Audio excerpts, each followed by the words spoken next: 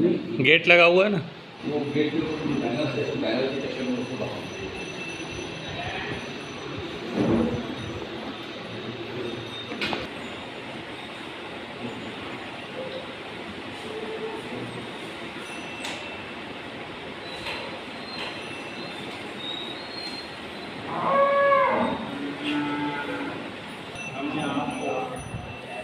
से निकाल रहे हैं। अच्छा क्या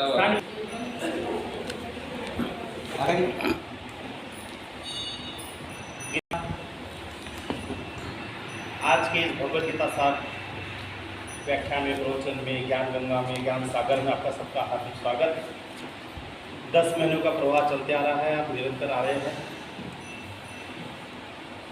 परंपरा को आगे बढ़ाते हुए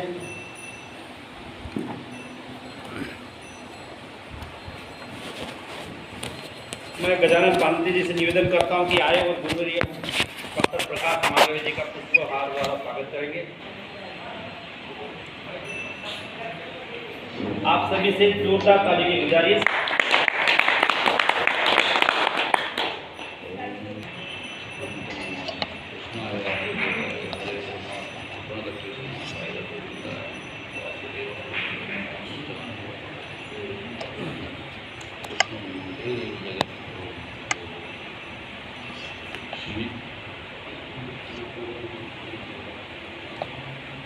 श्री कृष्ण गोविंद हरे मुरारी, हे नाथ नारायण वासुदेव। श्री कृष्ण गोविंद हरे मुरारी, हे नाथ नारायण वासुदेव। श्री कृष्ण गोविंद हरे मुरारी, हे नाथ नारायण वासुदेव। भगवान की जय। तो हम आज प्रारंभ करने जा रहे हैं 9वां अध्याय। 8वें अध्याय को हम लोगों ने पिछले एक में विराम दिया था। अभी हम शुरू करने वाले हैं 9वां। अभी 9वें अध्याय के अंदर में पहला श्लोक है, इदं तूते गुह्यतमं प्रवक्ष्यामि अनसूयये ज्ञानम विज्ञान सहितम यत् ज्ञात्वा मोक्ष से अशुभात्। तो आज भगवान कह रहे हैं कि आपको मैं ज्ञान बताऊंगा। तो इसका प्रारंभ जो है, जैसे पिछले अध्याय के आखिरी श्लोक में भगवान ने क्या कहा कि वेदेषु यज्ञेषु तपस्सु चैव दानेषु यत् पुनः फलं प्रतिष्ठितं अत्येति तत्सर्वमिदं विदित्वा योगी परम स्थानम उपैति च आद्यम। मतलब जो बात वेद के ज्ञान को प्राप्त करने से, यज्ञ के द्वारा हम लोग अपना कर्म उसमें समाहित करेंगे, उसमें तप के साथ में तपस्वियों का तप जो है उसके साथ में दान, ये सारी चीज करने के बाद में जो पुण्य फल प्राप्त होगा उससे ज्यादा जो है, जो योगी पुरुष है वो इस तत्व को जान ले। जानने के बाद में उसका फल इन सबसे ज्यादा, एक तो योगी जानेगा, क्योंकि भगवान ने अर्जुन को ये ज्ञान देते समय प्रारंभ से धीरे धीरे उच्चतम स्तरीय पे लाकर अर्जुन को बताया है। पहले शरीर के, पहले आत्म तत्व का ज्ञान दे दिया कि आत्मा क्या होती है, उसके बाद कर्म का ज्ञान दिया, फिर कर्म कैसे करना ये बात दिया, फिर ये कर्म करने वाला जो शरीर है वो कैसे बनता है, इसमें क्या क्या चीज़ है, इसके बारे में पूरा ज्ञान। और इसको अगर परमात्मा तत्व के साथ जोड़ने की विधियों के अंदर में, विधि के अंदर में जो आप लोगों को करना चाहिए उसका भी भाव बताया। तो ये सारा जो 6 अध्याय तक के उन्होंने जिसको कहते हैं कि भौतिकता के साथ में पूरा वर्णन किया उन्होंने। लेकिन अभी 7वें अध्याय के बाद में भगवान अर्जुन को एक अलग मार्ग पे ले जाने का प्रयत्न कर रहे हैं। वो मार्ग है भक्ति मार्ग, और वो भक्ति मार्ग के केवल भक्ति नहीं, किसकी भक्ति करना है, कैसी भक्ति करनी है, इसके बारे में विस्तार से समझा रहे हैं।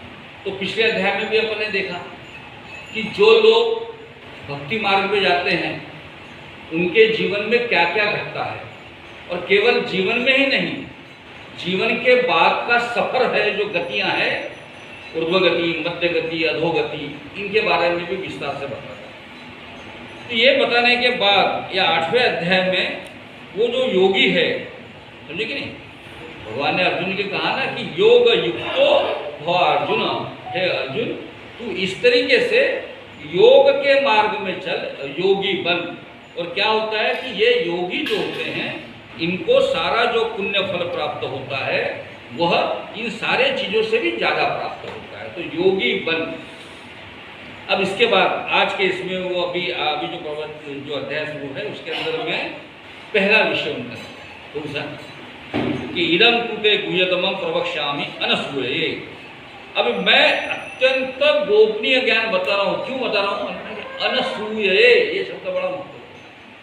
वो अनसूये का मतलब है कि तुम्हारी दृष्टि अभी निर्मल हो गई है, अभी तुम्हारी दृष्टि में दोष नहीं रहा है। अनसूया मतलब बिल्कुल दृष्टि जो है परिपूर्ण हो गई है, दोष रहित हो गई है, इसलिए मैं तुमको अभी गुह्यतम, इसके पहले भी गुह्य शब्द आया हुआ है तीसरे अध्याय में, गुह्य ज्ञान, और गुह्यतर ये भी शब्द प्रयोग आया, यहाँ गुह्यतम। अब जैसा होता है ना गुड बेटर बेस्ट, अपन बचपन में पढ़े हैं, वैसे धीरे धीरे एक एक स्टेज आगे बढ़ते जा रहे हैं भगवान, और कहते हैं कि अभी मैं गुह्यतम ज्ञान देता हूँ। अच्छा, वो ज्ञान भी कौन सा? तो केवल ज्ञान नहीं है, ज्ञान विज्ञान सहितम। और कैसा? ये ज्ञान को विज्ञान के साथ में मैं आपको बताता हूँ। अब हम लोग तो ज्ञान तो मालूम है, अब ज्ञान और विज्ञान का फर्क भगवान बताते हैं कि मैं ज्ञान और विज्ञान सहित बताता हूँ। और ऐसे बताने से क्या होगा कि यद ज्ञात्वा, मतलब इस तरह से जानने के कारण तुम मोक्ष से अशुभवात, मतलब तू ये अशुभ रोग जो है, ये दुखमय संसार है, इससे आपका मोक्ष प्राप्ति से छुटकारा मिलेगा। अब ज्ञान विज्ञान के मामले में हम लोग विस्तार से हम लोग समझ लें कि भगवान ने अपनी शक्तियों को प्रदर्शित किया है। कौन सी? एक तो वो ज्ञान, मैं कौन हूँ, समझे कि? तो मेरी प्रकृति कौन सी है?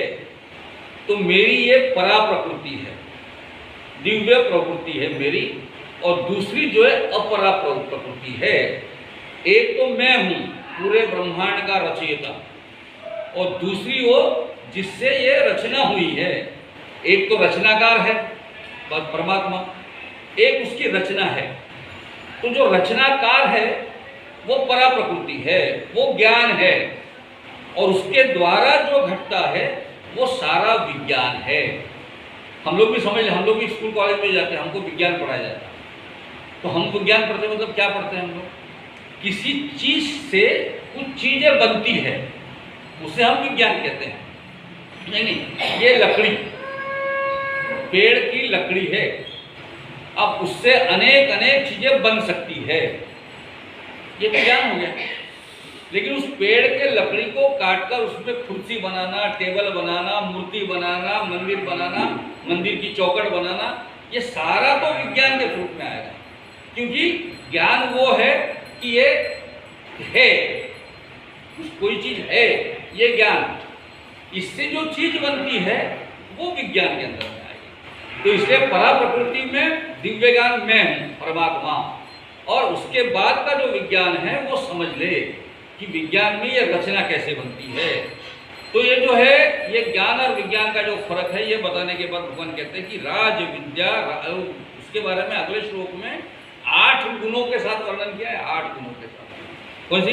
राज विद्या है, मतलब सारे विद्याओं का राजा है ये ज्ञान, राजगुह्यम, और बहुत ही उच्च स्तर का गुह्य ज्ञान, जो गहन ज्ञान है वो है। पवित्रम अत्यंत पवित्र ज्ञान है, उत्तम ज्ञान है, पवित्र उत्तमम। प्रत्यक्ष अवगमन यानी प्रत्यक्ष जानने लायक भी है, जो प्रत्यक्ष रूप से हम लोग जान सकते हैं। धर्म, धर्मम मतलब अत्यंत कर्तव्य के साथ में जो किया जाए, जो हमारा कर्म है वो अत्युत्कृष्ट जो है उत्कृष्ट ज्ञान जो कर्म है उसका ये मामले में। और सुसुखम कर्तुम मतलब सुख को देने वाला, कर सुसुखम कर्तुम। अव्ययम अविनाशी, ऐसे 8 कारणों के साथ में भगवान ने कहा है कि जो ज्ञान मैं तुमको देने वाला हूँ वो इस तरीके से है। तो हम लोग भी अपने आप को समझ ले कि ये जो ज्ञान है सारा मतलब ज्ञान का राजा है। अब होता क्या है कि हमारे अंदर में 2 चीज तो पक्के में है, हम जो बने हुए हैं ये निश्चित रूप से उसके 2 भाग हैं। एक तो हमारा शरीर है, समझिए, जो हमें दिखाई देता है। शरीर के इंद्रिय है जिनके बारे में डॉक्टर लोगों ने एक्सरे निकाल के बता दिया हमको, ये हार्ट है, ये लंग है, ये फेफड़ा है, ये सब है उसके अंदर। तो ये सारा शरीर के साथ में जो रचना है वो एक भाग। और दूसरा ये रचना को चलाने वाली एक व्यवस्था जो अपने शरीर में है, जिसे हम जीव कहते हैं, प्राण कहते हैं, आत्मा कहते हैं, ये चीज है। मतलब 2 अस्तित्व निश्चित रूप से, एक दिखाई देने वाली सारी चीजें और एक होने वाली, रहने वाली, अस्तित्व में रहने वाली लेकिन जो दिखाई नहीं देती वो चीज है। अब इन दोनों चीजों को जानने का जो प्रयत्न है वो प्रयत्न जो है वो इसके अंदर में, इस ज्ञान के अंदर में है कि दोनों चीजों को अलग अलग समझो। होता क्या है कि हम लोग आमतौर पर यह मान के चलते हैं कि हमारा शरीर है, क्योंकि हमारा शरीर है इसके द्वारा मैं जाना जाता हूँ, स्वयं को भी मैं जाना जाता हूँ और मुझे लोग जानते हैं इस शरीर की वजह से। अगर ये शरीर न हो तो मैं तो किसी को दिखूंगा ही नहीं ना। जानकारी मेरे सामने से कैसे होती है? तो मेरी भी जानकारी होती है, समझे कि नहीं? वो मेरे शरीर से होती है। तो मेरे शरीर से मैं लोगों के द्वारा जाना जाता हूँ। इस वजह से यह हमारा सारा प्रेम जो है ये हमारे शरीर के ऊपर में बहुत अत्याधिक हो जाता है, क्योंकि ये हमारे अस्तित्व का परिचय है और मेरा अस्तित्व मेरा अहंकार है, समझे कि नहीं? मैं हूँ। अब आप देखिए ना, कोई भी आदमी अगर आपसे मिले और आपकी तारीफ कर ले तो वो आदमी अच्छा लगता है। भाई राणा जी क्या बढ़िया आपका काम है, हाँ वाह क्या बढ़िया है। तो आदमी जैसे सामने वाला आपकी तारीफ कर लेता है तो आपके मन में आनंद का भाव निर्माण करता है, क्योंकि आपका अहंकार तुष्ट होता है, समझे कि नहीं? अगर मान लो बहुत बार होता है कि बहुत बार हम लोग किसी कार्यक्रम में बैठे हुए हैं, शादी में बैठे हुए, कि समारोह में बैठे हुए, लोग आ रहे और जा रहे और किसी ने हमको देख के नमस्ते भी नहीं किया। कितना कठिन कष्टकारक रहता है वो प्रसंग कि मैं बैठा हूँ, फिर हम सोचते कि इसका मेरा झगड़ा कौन था, ये आज तो नमस्ते भी नहीं करा। तो सामने वाला जब तक मुझे नमस्ते नहीं करेगा तब तक मुझे चैन नहीं आता, मजा नहीं आता, आनंद नहीं आता। क्यों? क्योंकि उसके द्वारा मैं अपने आप को जानने लग जाता हूँ। मैं क्या, मैं मेरा अपना भी जानना जो है, मेरा अपना भी होना जो है वो सामने वाले ने मान्य किया, तब मेरा होने का अस्तित्व जो है उसका अर्थ है, समझे कि नहीं? मैं बुद्धिमान हूँ, मैंने अपने आप को मान भी लिया मैं बुद्धिमान हूँ, लेकिन मुझे मजा तो तब आएगा ना जब सामने वाला कहेगा कि तू बुद्धिमान है भाई, बहुत बढ़िया है, तेरे जैसा बुद्धिमान मैंने देखा नहीं। वहां मुझे आनंद होता है, क्योंकि मेरा अपना होना भी सामने वाले के लगने पे डिपेंड करता है। मेरा होना महत्वपूर्ण नहीं है, मुझे कि नहीं? अगर मान लो कोई महिला है, वो महिला अगर खुद को ही मान ले मैं खूबसूरत हूँ, सुंदर हूँ वगैरह वगैरह, लेकिन मजा उसको तब नहीं आएगा जब तक उसके सुंदरता को 2-4 लोग पलट के न देखे, समझे कि नहीं? तब तक उस महिला को भी आनंद नहीं आएगा।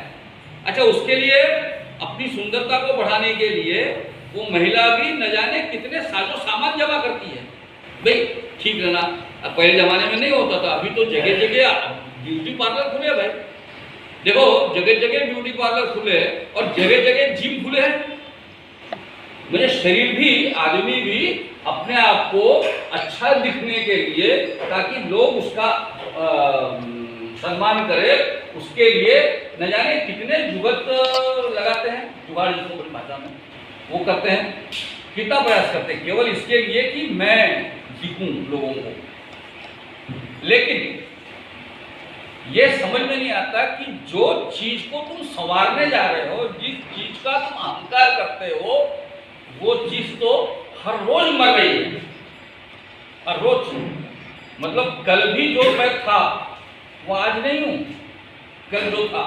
आप देखो, सुबह आप आईने में अपने आप को देख लो, तुम्हारा चेहरा कितना अजीब दिखता है। बहुत मुझे वखरा जैसा लगता है, अजीब सा, आईने में देखो। लेकिन जैसे ही तुम नहा लेते हो, वो चेहरा जो नहाने के पहले था और नहाने के बाद जो है, उसमें फर्क रहता है कि अपना ही चेहरा हमको नहाने के तुरंत बाद हमारा ही चेहरा अपने आप को अलग दिखाई देता है। क्यों? क्योंकि इस शरीर के त्वचा के अंदर में, अंदर से, शरीर के अंदर से बाहर आ रहा है। आपको मालूम है, ये शरीर भी अंदर से बाहर आ रहा है। जैसे नाखून बढ़ रहे हैं तो अंदर से ऊपर आ रहे हैं ना, बाल ये अंदर से ऊपर आ रहे हैं। मतलब ये समझ लो कि ये जो दो चीजें हैं, नाखून और बाल, ये इस बात को बताने के लिए है कि शरीर अंदर से बाहर आ रहा है। तो हमारे शरीर के अंदर में न जाने कितने सेल्स जो है, हार्ट के सेल बदलते हैं, लंग्स के सेल बदलते हैं, किडनी के सेल बदलते हैं और शरीर के भी सेल्स बदलते हैं। तो ये शरीर के 1.5 सेल रहते हैं, रात में दिन भर में हमारा जो सेल्स है चमकने वाले, वो सेल्स खत्म हो जाते हैं और दूसरे दिन है। लेकिन ये जो शरीर अंदर से बाहर आ रहा है, ये हर रोज खत्म हो रहा है, हर रोज। हम लोग एक 24 घंटे में हमारा दिन खत्म होता है, एक पृथ्वी अपने ऊपर रिवॉल्व करती है, घूमती है, तो एक दिन खत्म हो जाता है, समझे कि नहीं? और पृथ्वी जो है पूरे सूर्य का चक्कर लगा देती है, तो 1 साल हो जाता है। तो हमारे लिए तो हम जो हमारा शरीर बढ़ रहा है या हमारी उम्र बढ़ रही है, इसमें हमारा कोई रोल नहीं है, हमारा कोई रोल नहीं है। वो तो सूरज के परिधि में पृथ्वी घूमती है तो 1 साल हो जाता है। तो 1 साल में हमारा शरीर भी बढ़ता है और जैसे ही वो 1 साल कंप्लीट हो जाता है, हम लोग कहते हैं कि चलो हमारा 1 साल बढ़ गया। फिर हम लोग अपना जन्मदिन वगैरह मनाते हैं, केक वेक काटते हैं और जन्मदिन का बड़ा उत्साह करते हैं कि आप एक ने बड़ा अच्छा पूछा था। बोले मैं जैसा बूढ़ा आदमी था 80 साल का, एक बहुत अच्छा लगता था। बोले देखो कितना बढ़िया है 80 साल में। तो एक ने बोले 80 साल के अगले साल एक कैसी हो जाएंगे, फर्क क्या है? मुझे आज 80 साल लेकर एक कैसी हो जाएंगे, अगले साल उसके बाद 82 हो जाएंगे। भाई तेरा क्या है? तुमने अगर जन्मदिन अगर मनाना है तो ऐसा मनाना चाहिए कि साल भर में हमारे हाथ से वाकई कोई अच्छा काम हो तो हमारा जन्मदिन मनाने का कोई मतलब है। नहीं तो हमारा जन्मदिन क्या है, वो तो सूरज घूम रहा है, हम घूम रहे, हमारी उम्र बढ़ रही है। और उसी तरह से हर रोज जैसा शरीर मरता है तो हर रोज हमारी अवस्था भी तो मरती है ना। जैसी हमारी अवस्था होगी तरुणाई की अवस्था, तरुणाई की अवस्था खत्म हो गई, गृहस्थाश्रम शुरू हो गया। मुझे बालक से तरुण बना, तरुण से गृहस्थ बना, गृहस्थ से बूढ़ा बना। तो बालक मर गया, वो मरता तभी तो तरुण पैदा होगा ना, और तरुण खत्म होगा तो गृहस्थ पैदा होगा। तो हर रोज ये मृत्यु का कार्यक्रम जो है वो शरीर के साथ में है। लेकिन शरीर खत्म हो रहा है या होने वाला है ये हम लोग जानते हैं, समझे कि नहीं? लेकिन मानते नहीं, जानते हैं हम लोग, लेकिन ये कब मानते मालूम है क्या? जब किसी का अंत्य यात्रा के लिए जाते हैं, एक अंत्य यात्रा के लिए लोग उसके घर में जमा हो जाते हैं, वहाँ जाकर लोग बात करते हैं कोई मतलब नहीं है जिंदगी का। आदमी तो मरता है, आता है और जाता है, क्या रखा है, वहाँ चले जाता है। और जैसे ही उसको अंत्य यात्रा में वहाँ भेंट कर दी शमशान में और वो जल गया, उसके बाद वापस आकर फिर अपने अपने धंधे में बिजी हो जाते हैं। फिर वो सारा जो था चिंता, आदमी जिंदा रहता है, मरता है, मरने वाला है, क्या मतलब है, ये सारी चीज़ें जो है कि जीवन का ये क्या उद्देश्य है, कोई अर्थ नहीं अपने जीवन में, अपनी इतना सब कमाना है, काय के लिए कमाते हैं लोग वगैरह, ये सारी बातें खत्म हो जाती है। फिर आदमी चक्र के अंदर घूमना शुरू हो जाता है। तो ये दो चीज़ें जो है, शरीर, समझे कि नहीं, ये समाप्त होने वाला, उससे हमारा प्रेम है, और जो अविनाशी तत्व है जो कभी नहीं मरने वाला, और वयम अविनाशी, अब प्रत्यक्ष अवगमम की है, लेकिन ये योगी बनने के बाद में इसको जान सकते हो भाई, आप लोग इतना पवित्र है ना, अपवित्र हुआ पवित्र हुआ सर्वावता गतो विवाह जब स्मृत कुंडीराक्षम, सब अब तो भाई अभ्यंतर सुखी, वो जो पवित्रता है वो पवित्र है, ये आत्मा है, लेकिन ये योगी बनने के बाद तुम जान सकते हो। तो योगी बनने के मार्ग अपने 6 अध्याय में आपने को बताया कि निष्काम भाव से लोगों को मदद करना, ये योग मार्ग पे आगे बढ़ना। केवल हमारा ये नहीं, हम लोग पतंजलि के योग सूत्र के द्वारा हम लोग बहुत सारा कार्यक्रम हम करते हैं, व्यायाम योग वगैरह करते हैं, लेकिन वो व्यायाम योग जो करते हैं, वर्कआउट करते हैं, जिम में जाते हैं, योगासन करते हैं, वो सारी चीज़ें क्यों करते हैं मालूम है क्या? या आत्म तत्व को जानने के लिए कोई नहीं कर रहा है। अभी जो सारा जगत में सारा कार्यक्रम चल रहा है, या पतंजलि के सूत्र को बताने के लिए रामदेव बाबा ने इतनी सारी मेहनत की है, वो सारी मेहनत भी लोग आत्म तत्व को जानने के लिए झंझट नहीं कर रहे। वो अपना शरीर ठीक रहे भाई, तबीयत ठीक रहे, समझे कि नहीं? क्योंकि रामदेव बाबा ने बताया कि ये आसन करने से ब्लड प्रेशर कम हो जाता है, ये आसन करने से क्रिएटिनिन लेवल कम होती है, ये आसन करने से आपका मोटापा कम हो जाएगा। तो हम सारी चिंता हमारी वो योगा के माध्यम से हमारे शरीर की चिंता है।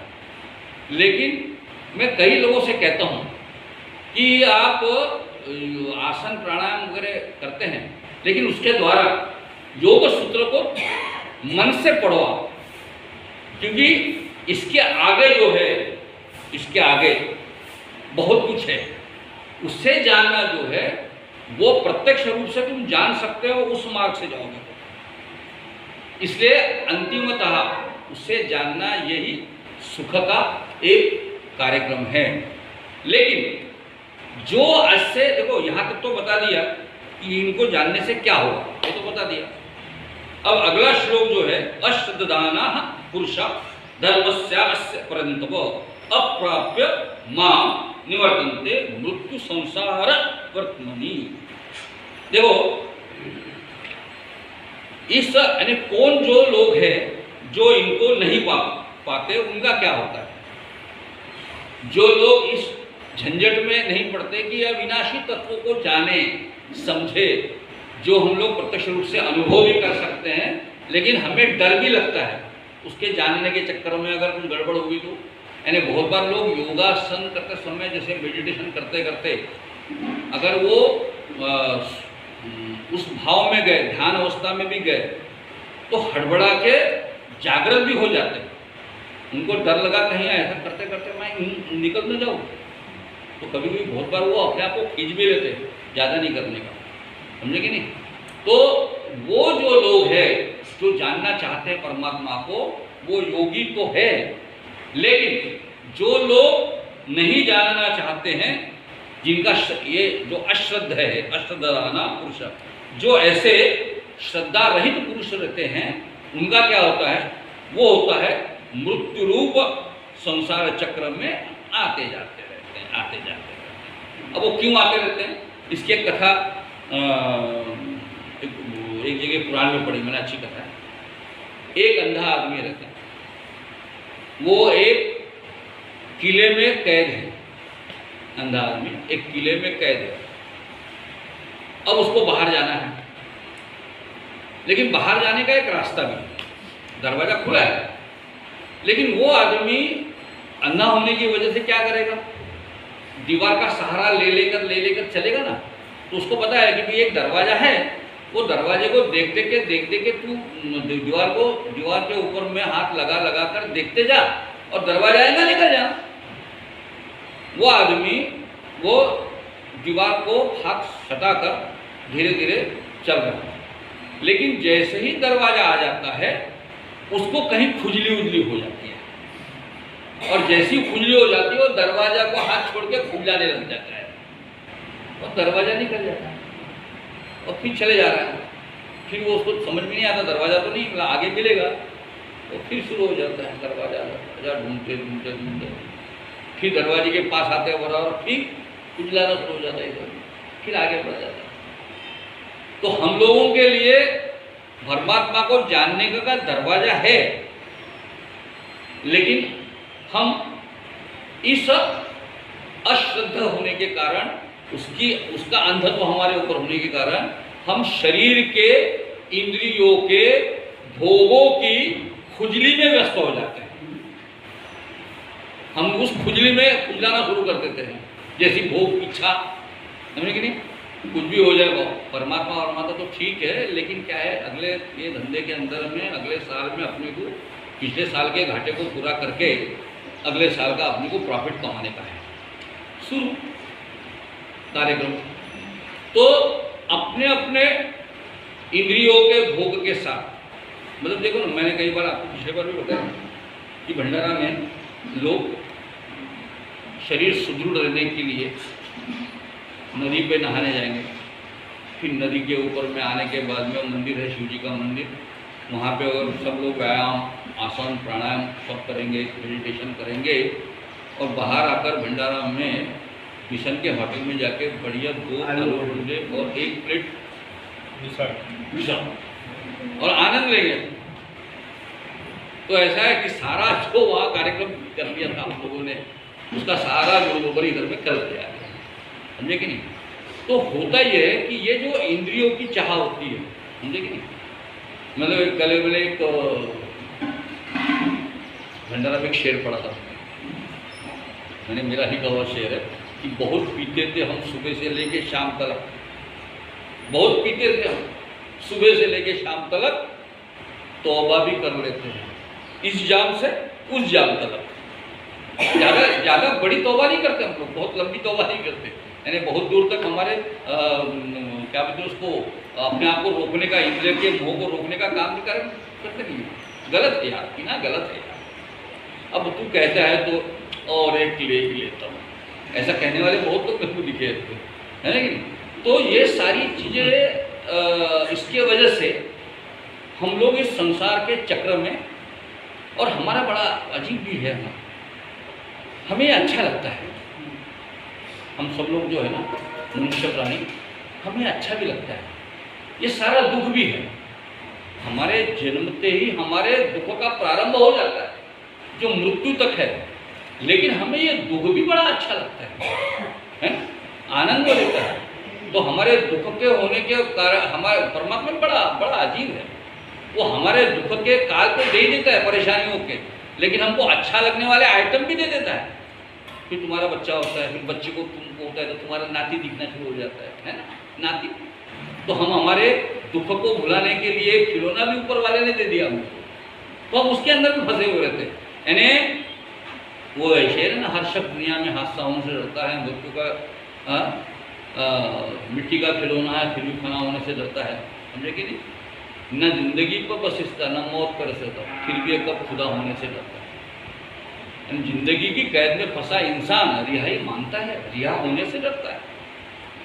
तो आदमी ऐसा है कि ऊपर वाला भी आ जाए, भगवान इस सारे यानी खटिया पे खड़ा होने वाला, खटिया पे परेशान रहने वाला आदमी, अपने बीमारियों से त्रस्त आदमी भी, ऊपर वाला अगर सचमुच अगर आ गया उसको, तो भैया तूने अभी बहुत देर तक मेरे को घंटे 2 घंटे से बोल रहा है कि मैं शरीर से मेरे को मुक्ति दे दे, मुझे ले जा, उठा, अब मैं बहुत सहन नहीं कर सकता, तकलीफ हो रही है मेरे वजह से, मेरे घर वालों को भी हो रहे हैं, वो भी मेरे से बड़े अच्छे बिहेव नहीं करते, मेरे से बर्तन अच्छा नहीं करते, मेरी बहू जो है वो मेरे को समय पे चाय भी नहीं देती, खाना भी नहीं देती, भगवान उठा ले।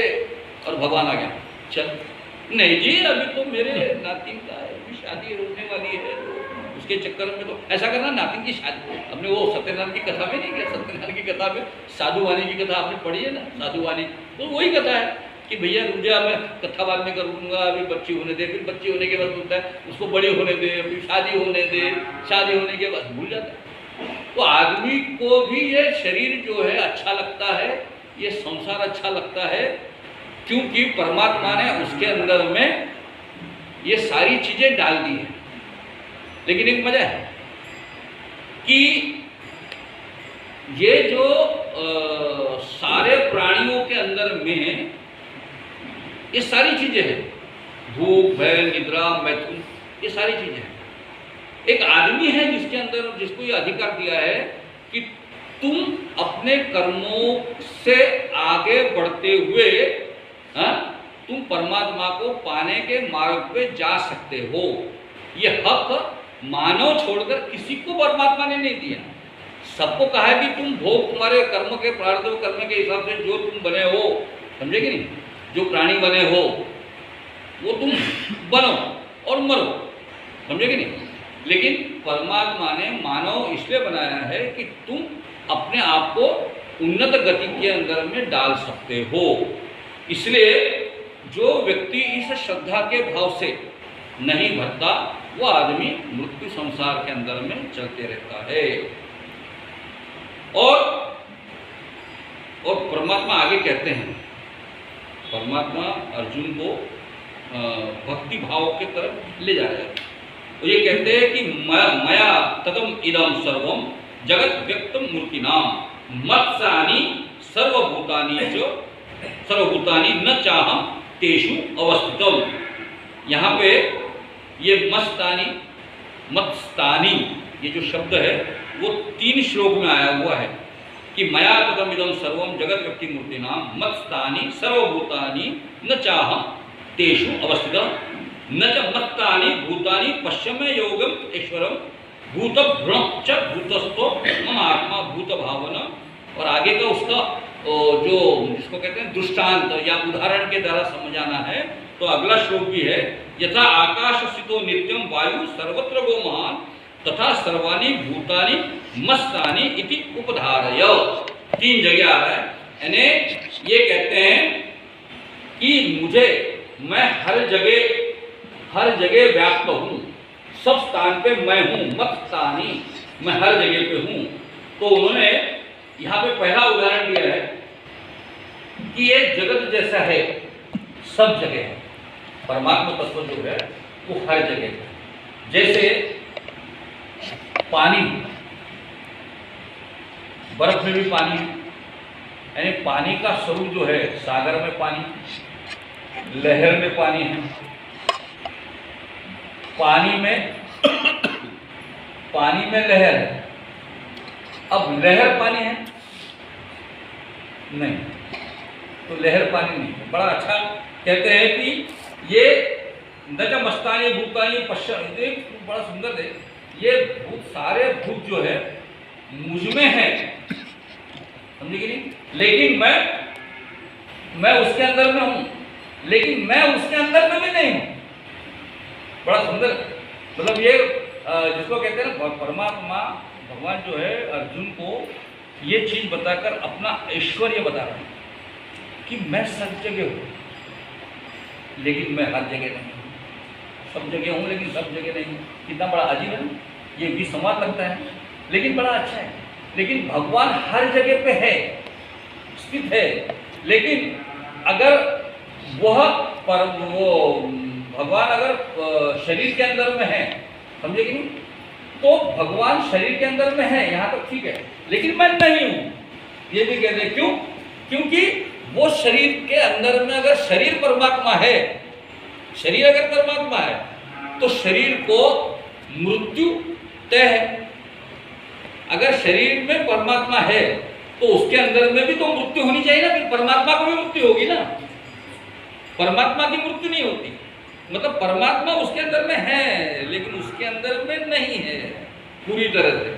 जैसे लहर जो होती है, समुद्र की लहर, तो समुद्र का पानी लहर में है, बुलबुले में है, लेकिन बुलबुला पानी नहीं है, लहर पानी नहीं है, समझे कि नहीं। अच्छा, जैसे ही लहर पानी में मिल जाती है तो पानी बन जाती है, फिर लहर नहीं रहती है। समझे कि नहीं?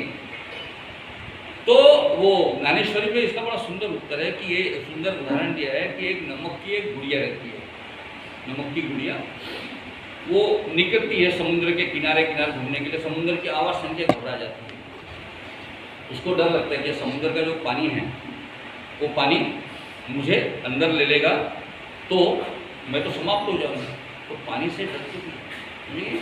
लेकिन जैसे ही वो पानी की लहर आती है और नमक की गुड़िया को अपने अंदर में ले लेती है तो उसका एक क्षण जो है, एक क्षण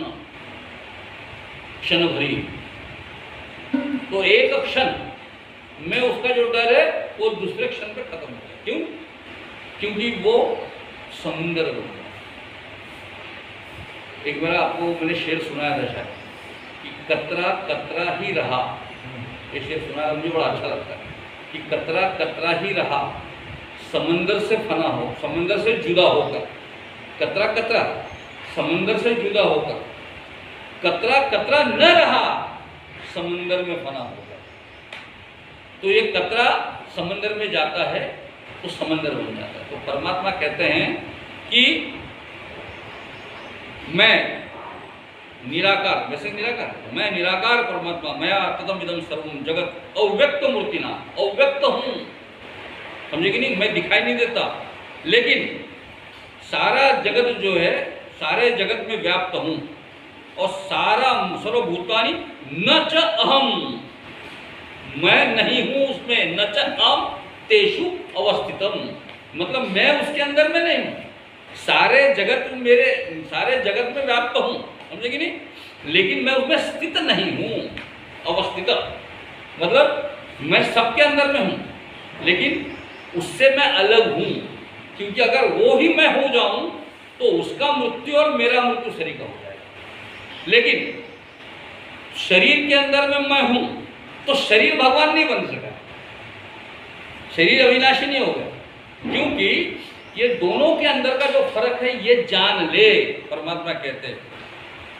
और मेरी योग शक्ति, योगम ऐश्वर्यम भूत भ्रूण च भूतस्थो मम आत्मा भूत भावरहा, मतलब मैं सारे भूतों में स्थित हूं लेकिन ये भूत मुझ में स्थित नहीं है।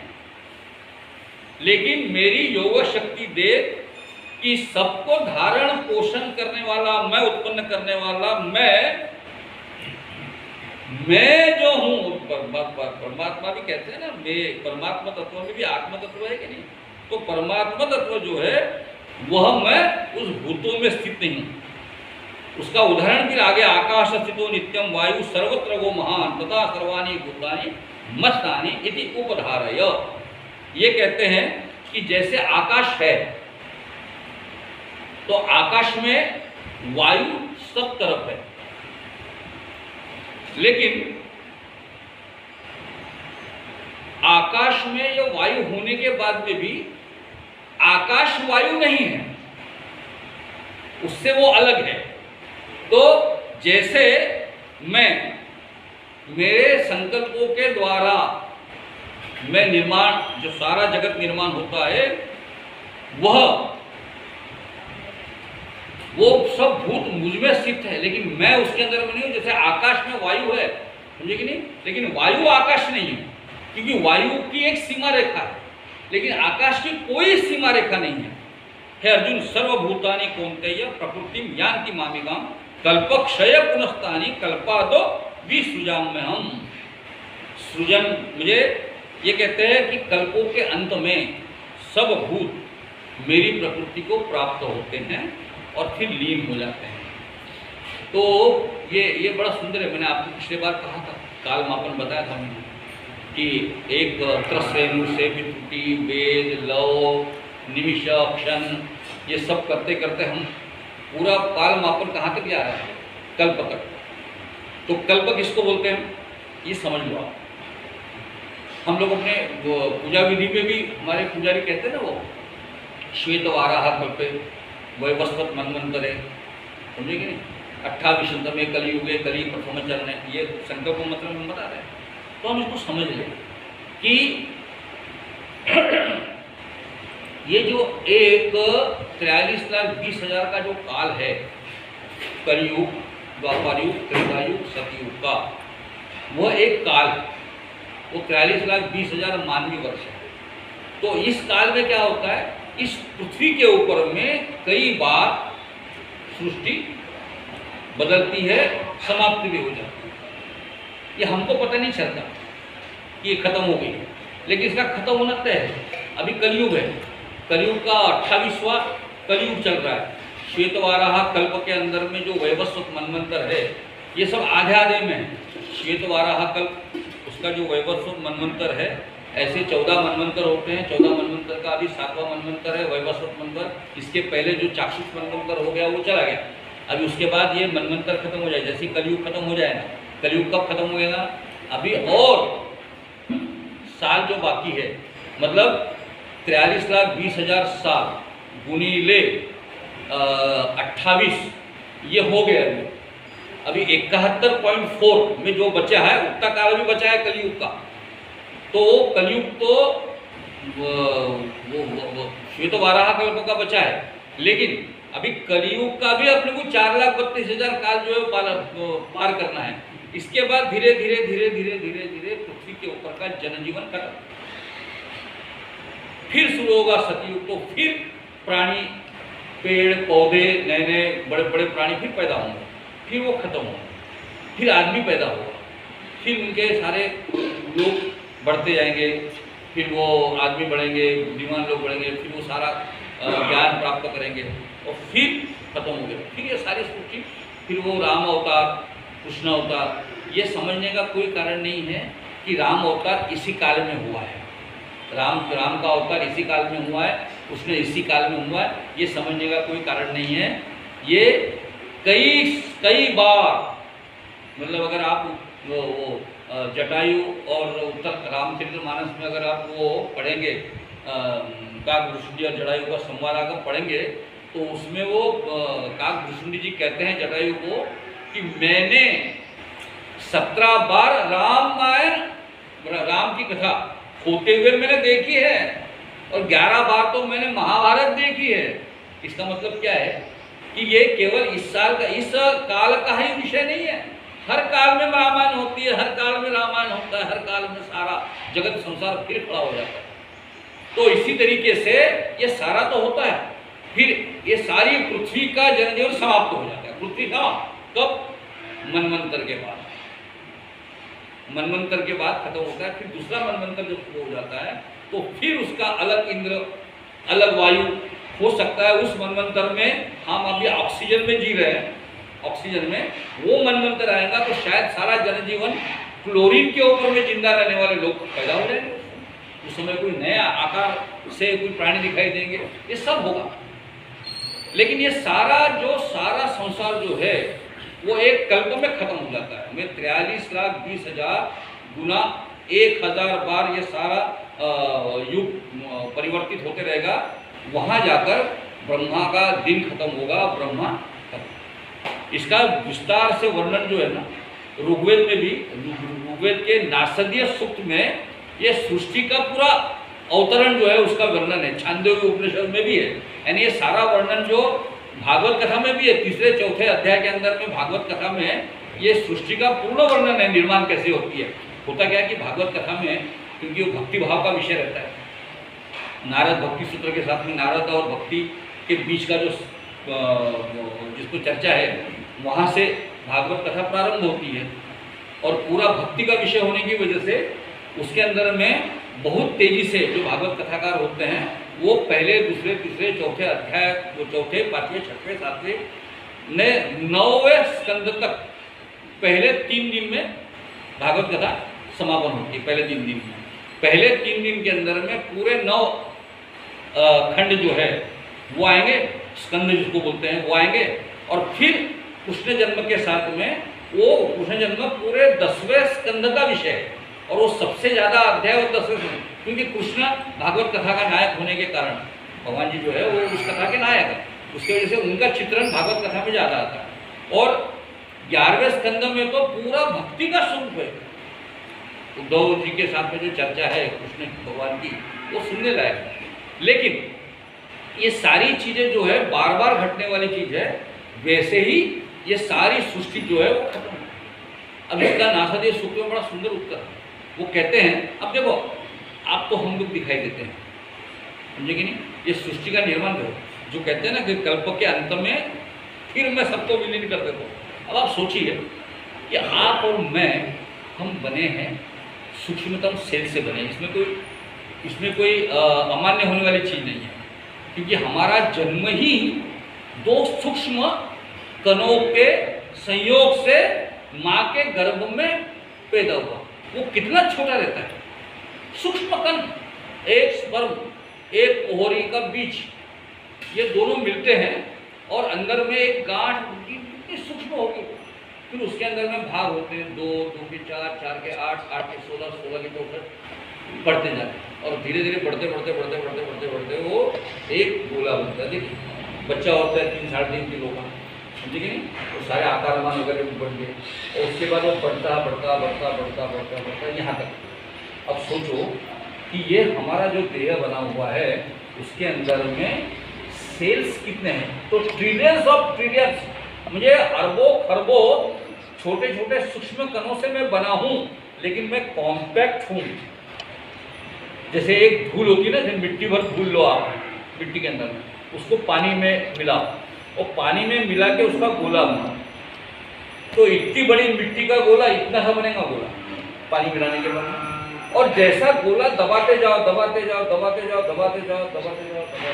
तो सूक्ष्म गोला बन जाएगा। तो सूक्ष्म गोला इतना होता है, इतना छोटा। नासादी सूत्र में बड़ा सुंदर उदाहरण बना है कि सूक्ष्म होते वो कण कहाँ जाता है, अव्यक्त में जाता है।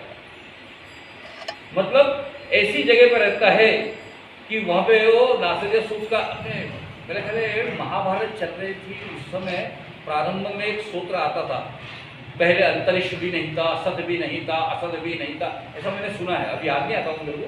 लेकिन जब महाभारत चल रहा था ना, महाभारत सीरियल, तो महाभारत सीरियल के प्रारंभ में जो विवेचन होता है वो भिमानी के आवाज़ में, वो ये था कि ऐसी जगह पे वो सूक्ष्म जाता है कि जहाँ दिखाई नहीं देता है, लेकिन कितना कॉम्पैक्ट होते अव्यक्त के स्वरूप में आता है। और फिर उसके अंदर में भाव निर्माण होता है, एको हम बहुश्याम, कई वर्षों के बाद, क्योंकि ये सब करते भी कई करोड़ों साल लग जाते हैं। फिर वहाँ पे करोड़ों साल तक रहने के बाद में फिर उसके मन में एक भाव पैदा होता है कि मैं बहुत हो जाऊँ, एको हम बहुश्याम, मैं एक हूँ, एक का मैं बहुत। छांदोग्य उपनिषद में बड़ा विस्तार से इसका वर्णन है, कभी उपनिषद पढ़ो आपको आनंद आएगा। और वहाँ से फिर स्फोट होगा, तो इतने अव्यक्त के साथ गए हुए सूक्ष्म कण के अंदर में जो विस्फोट हो गया है, जिसको विज्ञान बिग बैंग थ्योरी कहता है। तो वो बिग बैंग थ्योरी के कारण फिर ये हमारे यहाँ पे बिग बैंग थ्योरी का, अरे ये सारे विज्ञान का आधार तो हमारा शास्त्र में लिखा हुआ ज्ञान है। यहाँ से वो विचार सारे जगत में आया कि ये बिग बैंग की वजह से एक विस्फोट होता है और विस्फोट के कारण ये सारी सृष्टि बनती है। और एक विस्फोट के होते ही ये सारी सृष्टि अपने जगह पे सेटल होती है। फिर सूर्य बनता है, सूर्य के आगे घूमने वाले ग्रह तारे बनते हैं, फिर ग्रह तारों के ऊपर। तो आपको क्या लगता है ये जितने आसानी से मैं बता रहा हूँ उतने आसानी से नहीं होता होगा ना, इसको भी कई करोड़ों साल की तपस्या के बाद में। तो ये सब करने वाला कौन है ना, बड़ी मजा आती है ना। ये सब होता कैसे है भाई, होता है तो पता लग गया हमको, ये सारा ब्रह्मांड का निर्माण कैसा है ये तो पता लग गया है, लेकिन इसका रचयिता कौन। और रचयिता कहता है कि मैं तो रचता हूं और मेरे अंश के और मेरी कल्पना के सहारे सारे चल रहे हैं, लेकिन ये सारे चल रहे हैं लेकिन मैं उनमें होकर भी नहीं हूं। कितना सुंदर है, मैं हूं, नासते विद्यते भावो ना भावो विद्यते सब, मतलब अभाव में भी मैं हूं, लेकिन वो भाव भी जो है उसमें भी हूं, अभाव में भी हूं और भाव में भी हूं, मैं हूं भी और नहीं भी। कितना अजीब है। तो यही तो भगवान कहते हैं कि मेरा जो ऐश्वर्य देख कि मैं हूं और नहीं भी हूं, मैं तुम्हारे अंदर में भी हूँ, लेकिन तुम्हारे इस चक्र में नहीं हूँ। नादत्ते कश्चित पापम, में तुम्हें झंझट में नहीं पड़ता, मैं अलग हूँ भैया। और क्यों? बड़ा सुंदर श्लोक है कि ये प्रकृति स्वाम अवशिष्ट विष्णुवाजी पुनः पुनः भूत ग्रामम इमम कृष्णम अवशम प्रकृति अवशम। ते पूरा जो है सृष्टि की रचना जो है ये कल्प के बाद फिर निर्माण होता है, फिर दूसरा कल्प आएगा, फिर आगे आने वाला एक अलग कल्प होगा, फिर सृष्टि बनेगी, फिर समाप्त होगी, फिर उतने ही कलयुग, द्वापर युग, सतयुग आएंगे, सब आएंगे, उतने ही रामायण, उतने ही महाभारत, ये सब आते रहेगा। लेकिन मैं सारे भूतों को, प्राणियों को उनके उनके कर्मों के हिसाब से मैं बनाते रहता हूँ। भाई तुम्हारा प्रारब्ध कर्म है, समझेगी नहीं? अब आगे जाके बड़ा श्लोक सुंदर है कि नचमाम तानि कर्माणि निबंधति धनंजय उदासीनवत आसीनम असक्तम तेषु कर्मसु। मतलब मैं कैसा हूँ? ये सारा प्रकृति का स्वभाव, प्रकृति का अंगीकार करके प्रकृति के द्वारा स्वभाव के द्वारा संपूर्ण भूत समुदाय जो है, जो प्राणी समुदाय है, वह उनके उनके कर्मों के हिसाब से मैं पैदा करते रहता हूँ, मैं करता हूँ।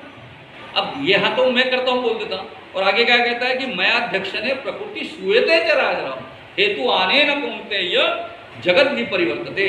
मतलब फिर धीरे से कह देता है मैं तो रचता हूँ, मैं उनके अंदर में हूँ भी, नहीं भी हूँ, लेकिन मैं नहीं रचता, प्रकृति रचती है। मैं अध्यक्ष, मेरी अध्यक्षता में होता है लेकिन काम, समझेगी नहीं? मेरी अध्यक्षता में मैं हूँ, वहाँ बैठा हूँ, समझेगी नहीं? लेकिन ये प्रकृति जो है मेरी माया है, ये सारी सृष्टि को रचती है, मैं नहीं रचता उसके अंदर में, मैं उनके साथ। और इससे मैं ये सारे जो कर्म जो है, समझेगी नहीं? न च माम तानि कर्माणि निबंधति धनंजय। इसलिए ये जो कर्म मैं कर्म करता हूँ ना, कर्म मुझसे भी छूटा नहीं है, कर्म तुझसे भी छूटेगा नहीं है, लेकिन मैं ये जो कर्म करता हूँ सृष्टि रचने का, इसमें मेरा अपना कोई लाभ नहीं होने के कारण ये कर्म का फल जो है मुझे बांधता नहीं है। और तुम अपने अपने कर्म जो करोगे वो कर्म का फल तुमको बांधेगा, क्योंकि वो कर्म तुम अपने लिए करते हो। अच्छा, भगवान भी बड़ा अजीब है, तुमको पैदा तो कर दिया, तुम्हारे प्रारब्ध कर्म दे दिए, फल भी दे दिया, और कहता है कि तुम, कहते हैं भगवान जी कि तुम अपने कर्मों के फल से बंधे हुए हैं। लेकिन अगर ये कर्म तुम ऐसे करोगे योगी बनकर, निष्काम भाव से, अपने किसी स्वार्थ से विपरीत, स्वार्थ न रखते हुए निस्वार्थ भाव से, स्पृहा विगत स्पृहा, दुखेषु अनुद्गिन्न मना, सुखेषु विगत स्पृहा, वीतराग भय क्रोध स्थिति मुनि उच्चते। मतलब ऐसे मुनि अगर बन जाओगे कि दुखेषु अनुद्गिन्न, मतलब दुख से उद्गिन्न नहीं होता, और सुखेषु विगत स्पृहा, सुखों के साथ में जुड़ता नहीं हूँ मैं, उससे भी अलग हटता हूँ, ऐसे अगर तुम रहोगे तो मुझे कि नहीं मुनि बनोगे। और ऐसे मुनि बनोगे तो तुम कर सकते हो। क्यों? जैसे मैं ये सारी सृष्टि रचता हूँ, लेकिन कैसे रचता हूँ? उदासीन वक्त, मतलब ये शब्द सुंदर है 90वें अध्याय 90वें श्लोक का, कि उदासीन वक्त, आसीन, मैं आसीन मतलब उदासीन वक्त रहता हूँ, मैं बहुत ज़्यादा जिसको बोलते हैं ना उसके अंदर में इन्वॉल्व होके नहीं रहता।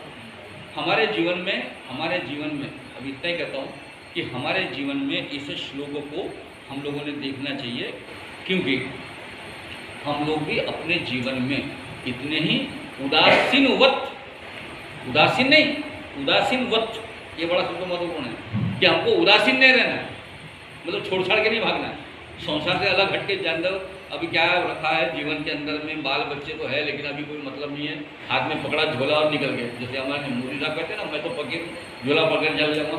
अरे भाई वो झोला पकड़ के नहीं जा सकते ना, क्योंकि इतना बड़ा परिवार जो बना के रखा है, समझे कि नहीं? लेकिन रहना कैसा है कि मैं कभी भी झोला पकड़कर निकल सकता हूँ, ये भाव, उसको उदासीन वत कहेंगे हम लोग। उदासीन तो वो है कि सचमुच झोला पकड़ा और निकल गया, समझे कि नहीं?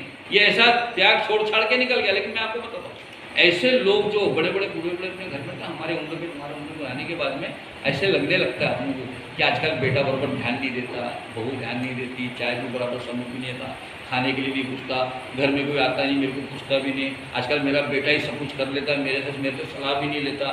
क्या मतलब है? कोई मतलब है क्या? ऐसे मेरे मतलब ऐसा कोई अगर रहे तो आदमी क्या होता है कि आदमी परेशान होकर कहीं चले जाता है, लेकिन वो स्वभाव जो है उसका उस जगह पे भी नहीं रहने देगा जहाँ पे वो भाग के गए, लेकिन वहाँ से भी भाग के फिर वापस आएगा वो। जैसे जीवन मरण में आता है आदमी, वैसे आएगा वापस आएगा।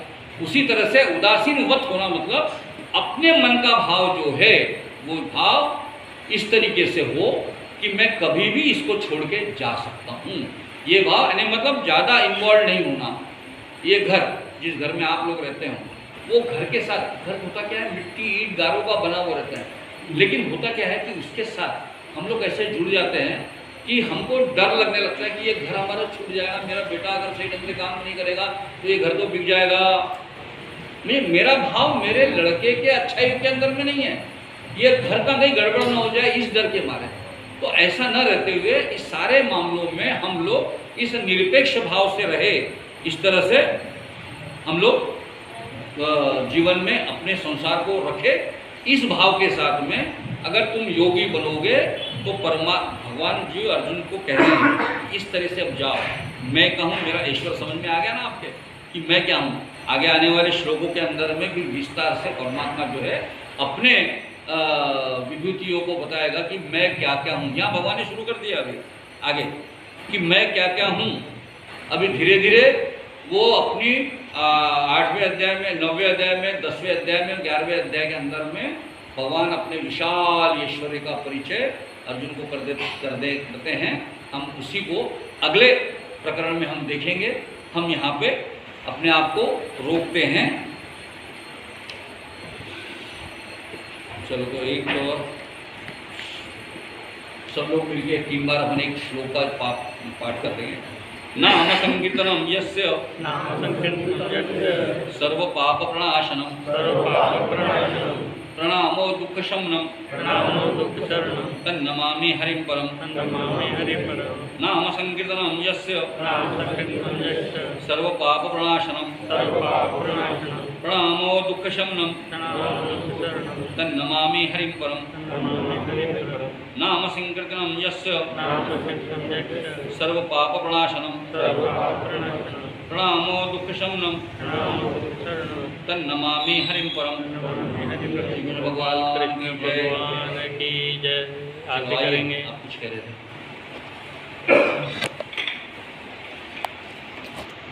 पहले तो जोरदार तालियां हो जाए।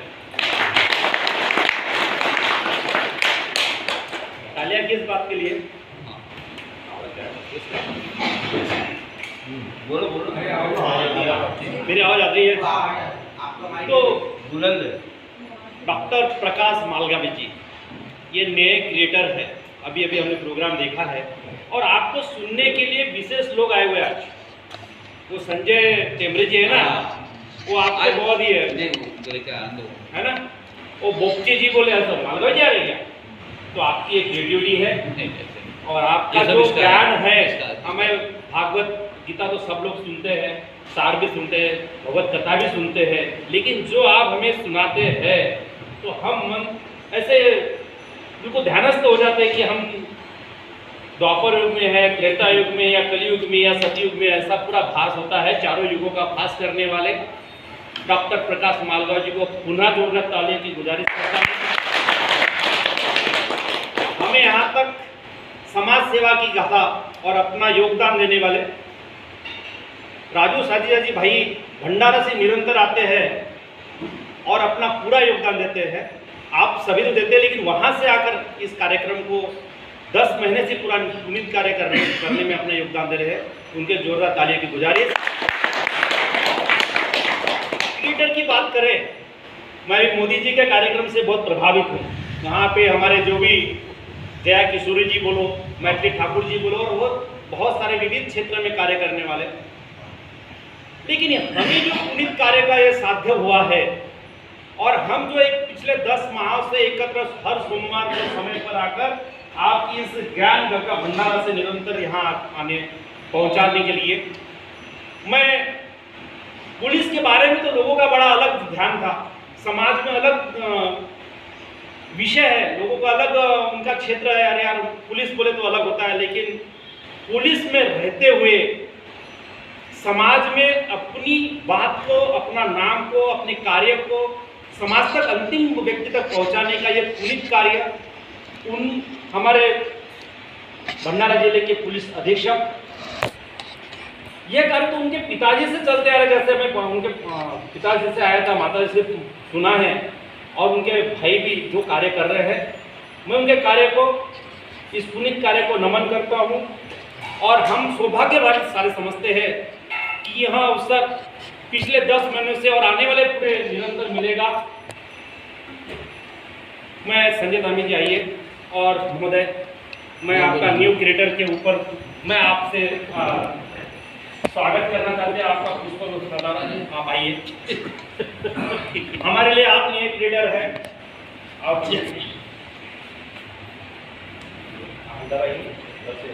आइए भैया।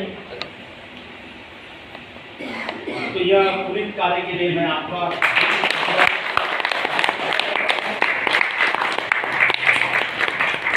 और एक बात बोलता हूँ, आशा करता हूँ कि ऐसा नहीं होना चाहिए कि हमारे ईश्वर, हमारे मतानी साहब इतने कार्य करते हैं, इतना पुनीत कार्य करते हैं।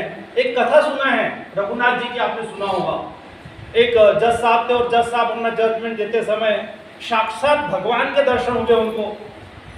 रघुनाथ जी की जो है ना, पुजारी जी की कथा सुनी होगी आपने, और उन्होंने पूरा त्याग दिया, आज से मेरे को भगवान जी मिल गए। तो ईश्वर, मैं कृष्ण भगवान से, ईश्वर से प्रार्थना करता हूँ कि जो कार्य वो कर रहे हैं उनको निरंतर इस कार्य में फलीभूत हो, उनको भी उनके नजदीक दर्शन मिले। ऐसे हम सभी प्रभु के चरणों में निवेदन करके प्रार्थना करते हैं।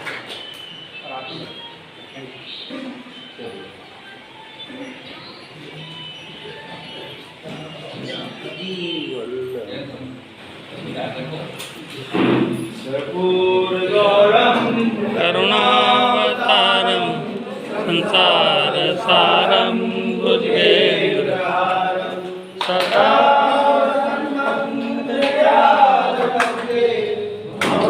भवानी सहितं नमामि। भगवान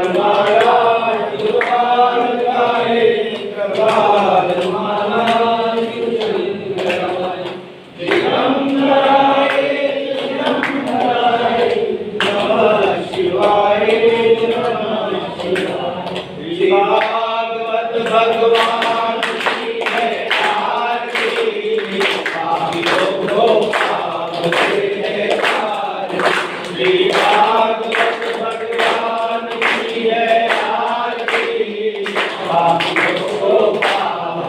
है आरती, ये अमर ग्रंथ, ये मुक्ति पंथ, ये पंचम जगाने वाला, ये अमर ग्रंथ, ये मुक्ति पंथ, ये पंचम वाला, हरि राम हरि हरि राम हरि हरि राम हरि हरि जग से भगवती आरती, आदि को है आरती, भागवत भगवान की है आरती, आदि को है आरती। ये शांति की बात पुनीत बातों को मिटाने वाला, हर घर जगाने वाला, ये शांति की बात पुनीत बातों को मिटाने वाला, हर घर जगाने वाला, ये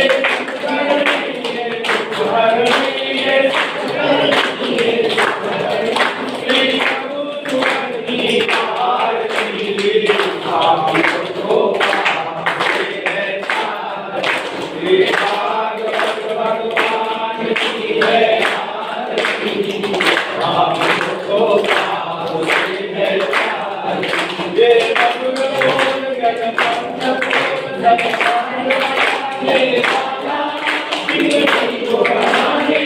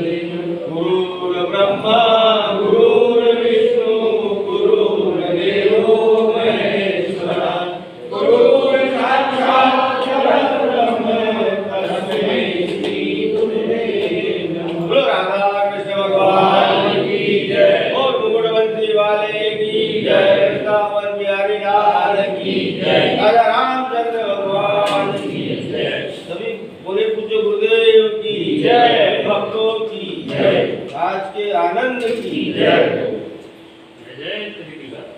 सभी कृष्ण प्रेमियों की जय।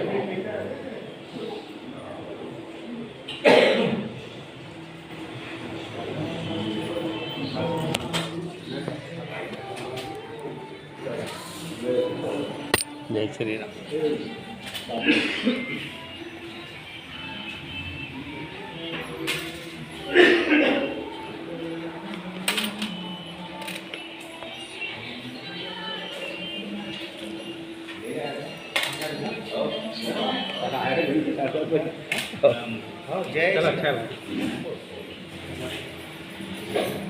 जय श्री राम।